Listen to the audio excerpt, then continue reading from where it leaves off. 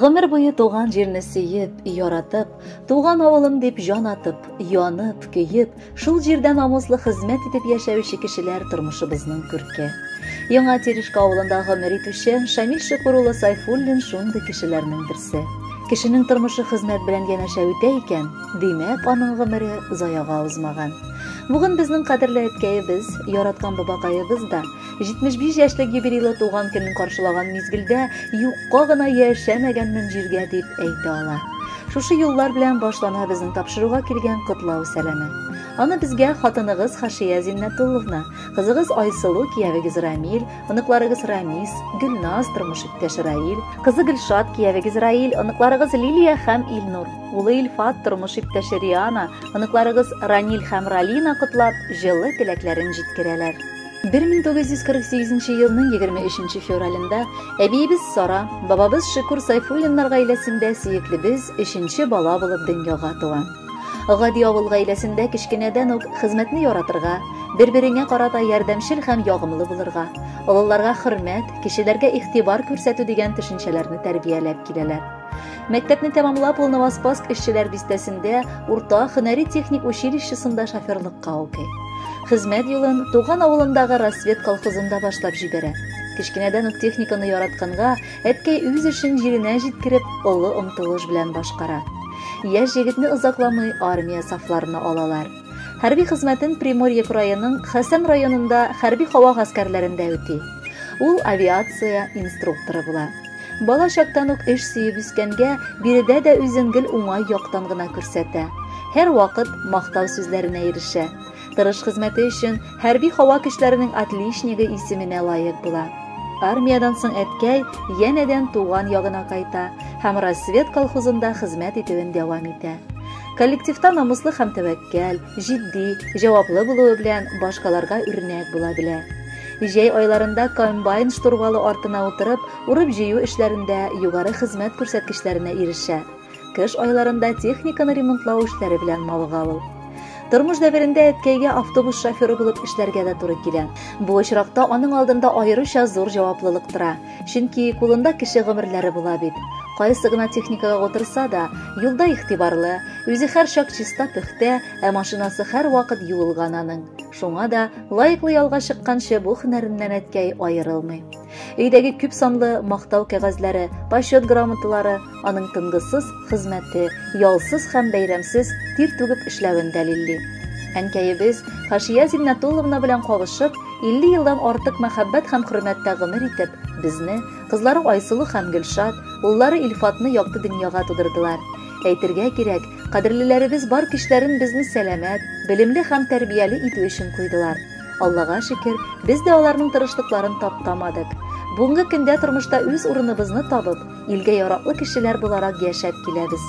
Кызлары Гөлшат һәм уллары Илфат гаиләләре белән Ульяновск шәһәрендә яшиләр. Ә мин Айсылу Иске Кулатка эшчеләр бистәсендә гомер итәм. Бүгенге көндә әткәй белән әнкәйнең иң олы байлыгы ул 6 оныклары. Алар барчасы да әби-бабай дип ах итеп, яратып, хөрмәт күрсәтеп яшиләр. Авылда аларны белмәгән һәм хөрмәт итмәгән кеше дә юк. Без моның белән бик горурланабыз. Һәм әти-әниебезгә бик күп рәхмәтләребезне җиткерәбез.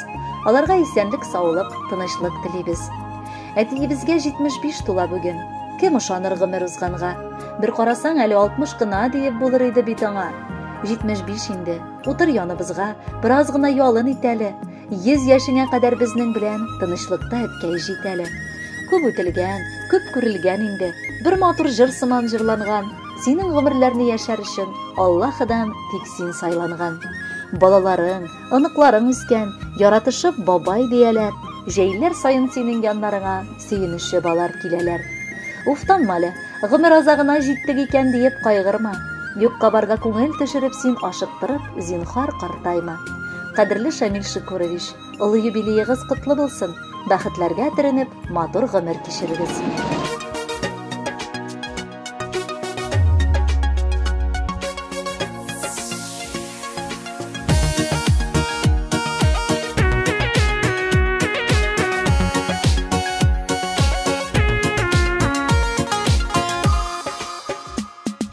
Кояш нурыдай балкый йөзең, әткәйле булганыма тормыш.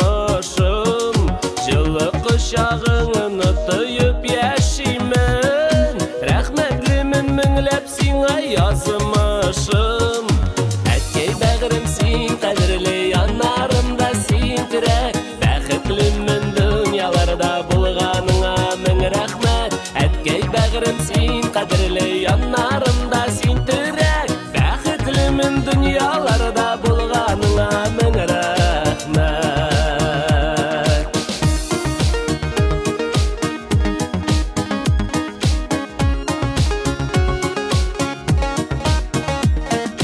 Керек шағымда кеңеш бересің Үндәшәсің миңа улым дейіп Яша әлі әтікәй қайғы білмей Тұрмыш юлларымда нұрлар сибір Әткәй бәғірім сен қадірлі янарымда сен тірек Бәхетлімін дүнияларда болғаныңа мың рахмет Әткәй бәғірім сен қадірлі янарымда сен тірек Бәхетлімін дүнияларда болғаныңа мың рахмет